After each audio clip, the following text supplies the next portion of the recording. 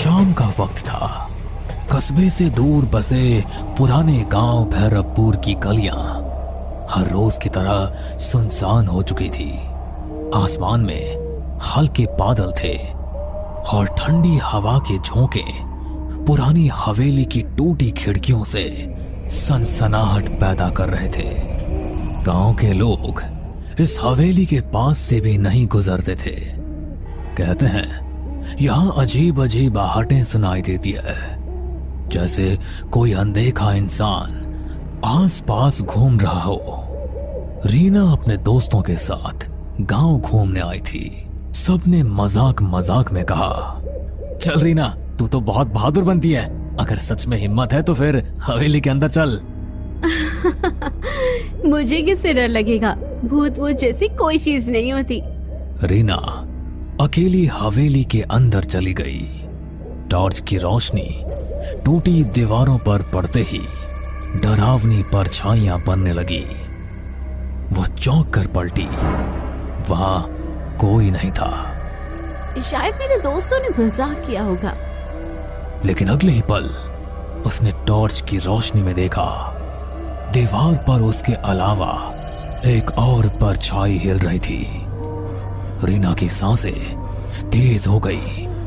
उसने धीरे से पुकारा, कौन है वहां? पर कोई जवाब नहीं मिला। बस धीरे धीरे कदमों की आहट पास आने लगी। वो भागकर बाहर निकली। दोस्त हंस पड़े।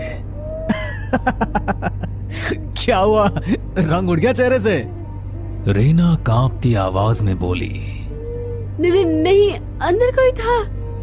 दोस्तों ने मजाक उड़ा दिया। लेकिन उस दिन के बाद से रीना के साथ अजीब घटनाएं होने लगी। कभी रात में उसके कमरे में किसी के चलने की आवाज आती, कभी शीशे में उसके पीछे कोई धुंधली परछाई दिखाई देती। गांव का नाई रघु रोज रात को देर तक दुकान बंद करता।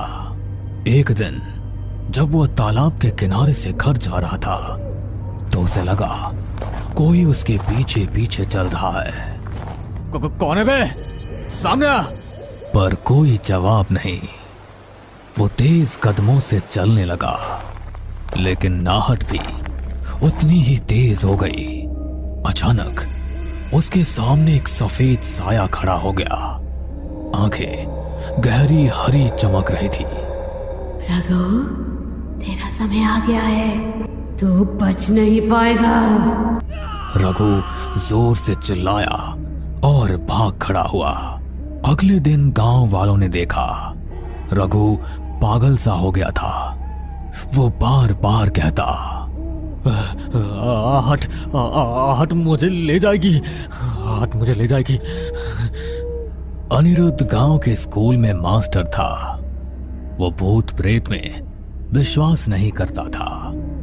लेकिन एक रात जब वो हवेली के पास से लौट रहा था तो उसने साफ साफ सुना जैसे भारी जूतों की आवाज उसके पीछे से आ रही हो।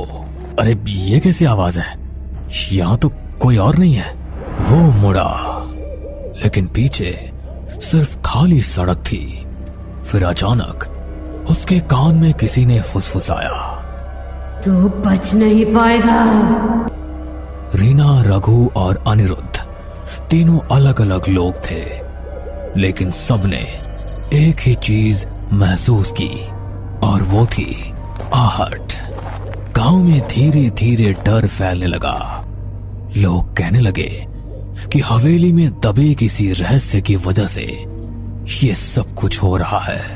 गांव भैरवपुर में अब हर कोई हवेली का नाम लेते ही सिहर उठता। रीना का चेहरा अब पीला पड़ चुका था। रघु पागलपन की हद तक डर चुका था और अनिरुद्ध मास्टर भी अब रात को अकेले निकलने से कतराने लगा था। लेकिन ये डर यहीं नहीं रुका। सविता रोज रात को अपने आंगन में तुलसी को दिया जलाती थी। उस रात भी उसने वैसा ही किया, लेकिन जैसे ही दिया जलाया उसे लगा मानो आंगन में कोई खड़ा है। कौन है वहां? अंधेरे में कुछ भी नहीं दिखा, लेकिन हवा का एक तेज झोंका आया और दिया बुझ गया। सविता ने माचिस जलाई, तभी देखा आंगन के कोने में एक औरत खड़ी थी, काली साड़ी में, बाल बिखरे हुए। हे भगवान! वो औरत धीरे धीरे आगे बढ़ी और उसके कान में फुसफुसाई, आहट सुनो, आहट सुनो, तुम्हें कोई लेने आ रहा है। सविता चीख पड़ी। घर वाले दौड़े, लेकिन वहां कोई नहीं था। अगर यहां कोई आत्मा है तो आज मैं उसे शांति दूंगा। वो मंत्र पढ़ने लगा। तभी हवेली की सीढ़ियों पर धीमे धीमे कदमों की आवाज आई। कौन है वहां? कोई जवाब नहीं, लेकिन अचानक उसके सामने लोहे की जंजीर अपने आप हिलने लगी। मोहन घबरा गया, लेकिन हिम्मत करके मंत्र पढ़ता रहा। तभी दीवार पर खून से लिखा उभर आया, आहट से बचना नामुमकिन है। मोहन के हाथ से माला गिर गई। वो भागते भागते गांव लौटा। ये जगह अशुभ है, वहां कोई अनदेखी शक्ति है। अमर गांव और कस्बे के बीच बस चलाता था। एक रात उसकी बस में कोई भी यात्री नहीं था। बस सुनसान सड़क से गुजर रही थी।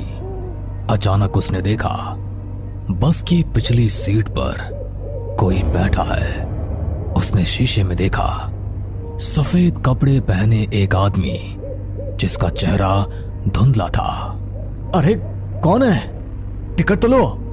कोई जवाब नहीं। अमर बस रोककर पीछे गया। सीट खाली थी। वो लौटकर ड्राइवर सीट पर बैठा। तभी उसके कान में आवाज आई, बस चलते रहो, आखिरी मंजिल तो मेरे पास है। अमर की हालत खराब हो गई। उस दिन के बाद उसने रात में बस चलाना ही छोड़ दिया। गांव वालों की दहशत सुनकर पुलिस ने जांच के लिए डीसीपी अरविंद को भेजा। अरविंद बहुत तर्क संगत इंसान था। भूत प्रेत की बातों पर हंसता रहता था। अरे ये सब अंधविश्वास है, मैं खुद हवेली जाऊंगा और देखूंगा। रात को वो टॉर्च लेकर हवेली पहुंचा। दीवारें खंडहर हो चुकी थी, लेकिन अचानक सीढ़ियों पर भारी कदमों की आहट गूंजी। रुको, कौन है वहां? उसने टॉर्च जलाई। सामने कोई भी नहीं था, लेकिन अगले ही पल उसे लगा जैसे किसी ने उसके कंधे पर हाथ रखा हो। वो पलटा, वहां सिर्फ हवा थी। फिर उसने कानों में साफ सुना, तू सच जानना चाहता है तो तहखाने में उतर। अब तक अलग अलग लोगों ने अलग अलग तरीके से आहट सुनी थी। सब घटनाएं अलग अलग थी, लेकिन एक ही बिंदु पर जाकर जुड़ती थी, आहट। मुझे लगता है हवेली में कुछ राज छिपा है। जब तक पता नहीं चलेगा, ये सब हमें चैन से नहीं जीने देंगे। अरे तू पागल हो गई है क्या? तू फिर से वहां जाना चाहती है? हाँ, अगर सच्चाई सामने नहीं आई तो यह आहटें हमें ऐसे ही डराती रहेगी। गांव भैरवपुर अब दहशत का पर्याय बन चुका था। लोग रात को घर से बाहर निकलना बंद कर चुके थे। हर कोई वही सुनता, धीमे कदमों की आहट। रीना का डर अब जिज्ञासा में बदल चुका था।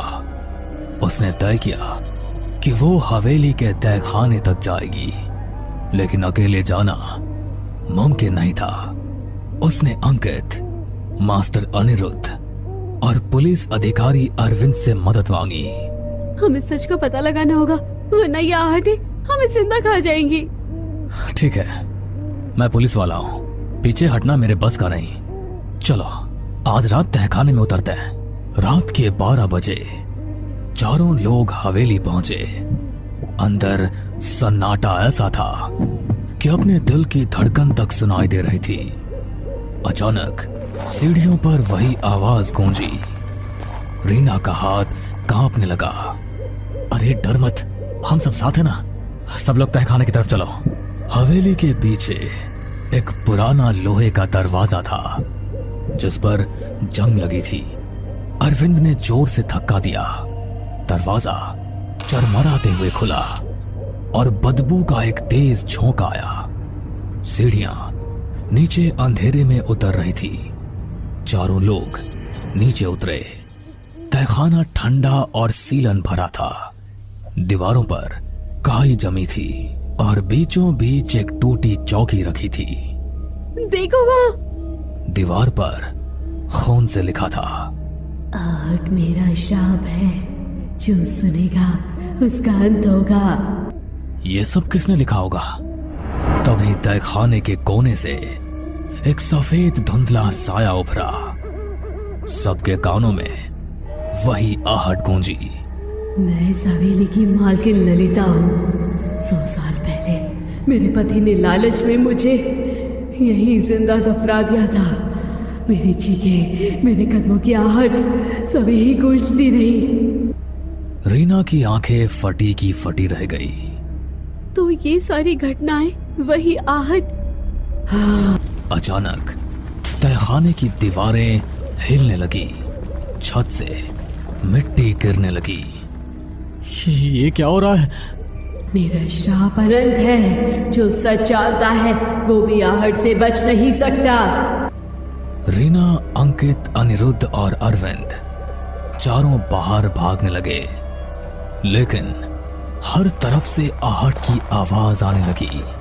कभी पास, कभी दूर, कभी ऊपर, कभी नीचे। सभी हवेली से बाहर आने लगे।